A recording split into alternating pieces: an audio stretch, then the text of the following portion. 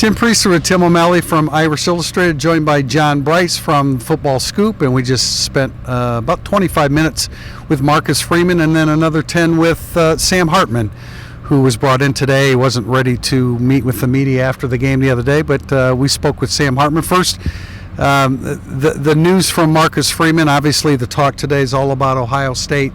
The top news is the injury situation, and it's all good for Notre Dame. J.D. Bertrand, Mitchell Evans, Gabe Rubio, and D.J. Brown all expected back for the game.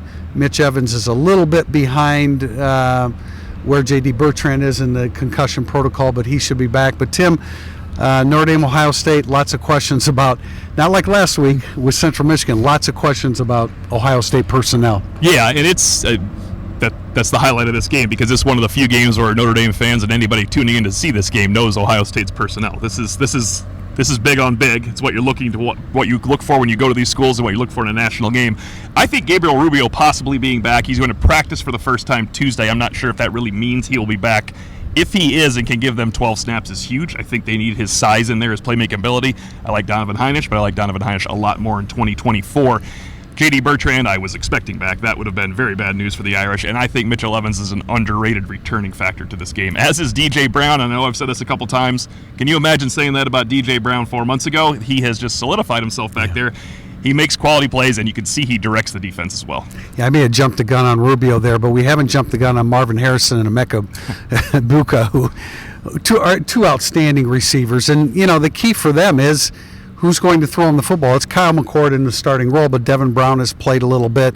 We know how great those receivers are, but, JB, they're dependent upon the guy that gets them the football, and Kyle McCord has struggled at times this year. Yeah, we obviously saw Ohio State with its best offensive performance of the season this past weekend, running up a 63-10 win against Western Kentucky. But there's still some issues for the Buckeyes. And as a couple of different college coaches pointed out to me, which I'll admit I was not smart enough to figure this out, Ohio State is still really skill position driven, even more so now with DeJuan Jones and Paris Johnson in the NFL. They're still not necessarily known for their toughness. They're still leaning on those great wide receivers, or Travion Henderson in the backfield. I think that's an interesting juxtaposition between this Notre Dame team, where you have Marcus Freeman week in and week out saying we're going to be offensive and defensive line driven, versus the skill and perceived finesse of Ohio State. Now, Ohio State certainly does not believe that it's a finesse team, but that's a fascinating component. They do believe, in talking with people in Columbus, that Kyle McCord has cemented its job. It's his job. They do not want him looking over his shoulder.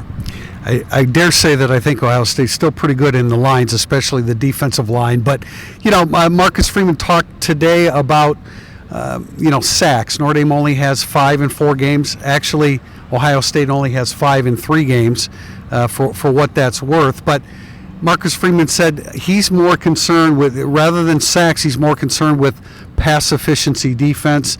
Notre Dame's been good in that in recent years. They're good at it again right now. Well, I think everybody's more concerned with pass efficiency defense than sacks. The key to getting a couple sacks against Ohio State is the timely ones on 2nd and 10 to make it 3rd and 22, or on 3rd and 8. That's when you need the sacks. Ohio State can make up for sacks on first down. That's what their offense is built on.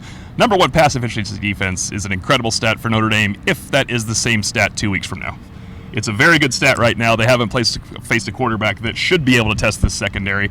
And I think they've had good pressure most of the season. So, look, number 1 is number 1. But we have to see what they can do. And I don't expect them to be number 1 after this week, because that's a yardage-based stat and other statistics involved too. But can they continue to progress and play? Can they play pass defense like they did against Ohio State last year in the game, other than maybe when Cam Hart, who was injured going into that game, was kind of caught by Marvin Harrison? I think that people talk about the other 3rd down play. They're going to get you somewhere. Cam Hart was a victim of not being able to run at that time when he was beaten by Marvin Harrison. Can they avoid those early and really settle in and play against a younger quarterback now in Ohio State? Well, Notre Dame's best pass rusher comes from Ohio State. Javonte Jean-Baptiste is clearly Notre Dame's best pass rusher. He doesn't have a sack yet, but he is a difference maker. He had 3 quarterback pressures on Saturday. He has a lot on his mind, having spent the last 5 years at Ohio State. Tim, you asked about him. I know, JB.